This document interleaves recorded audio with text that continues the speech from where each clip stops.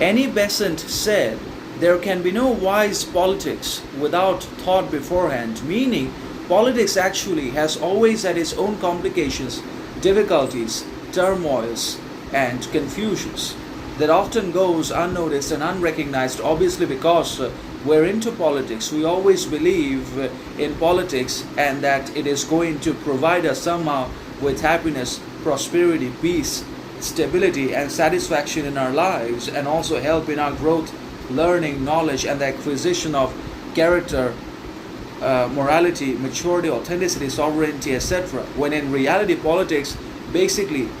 has always been established as a blockade, an impediment, and an obstacle to all human growth, prosperity, knowledge, wisdom, authenticity, sovereignty, etc. It will never allow us to speak the truth and to achieve anything that's real, authentic, moral, because that becomes a direct threat to the system of politics itself, and that's why it creates suffering, chaos, crises, and other humanitarian disasters in the form of corruption, poverty, unemployment, injustice, inequality, to continue our suffering as well as our emotional, mental, psychological crises and torment, as a result of which we sometimes finish ourselves, but we cannot finish politics itself.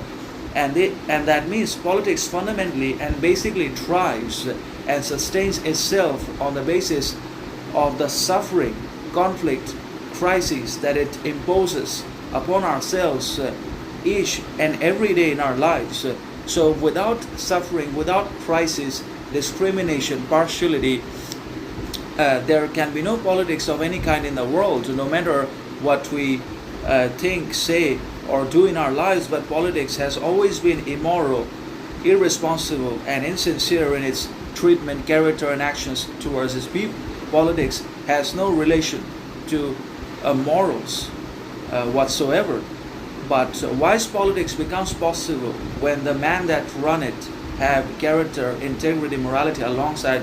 lucidity, clarity, authenticity, and sovereignty about themselves, their attitudes, mentality, that translates into their actions and helps them build a politics of credibility and reliability and trust, and that guarantees justice, equality, freedom, and liberty, and other human rights for all, and does not suppress, contrarily, the rights of expression and speech, or the oppression of authenticity, morality, or the repression of sovereignty and the expression of perception, truth, reality, etc. So wise politics is rare because it requires man of character,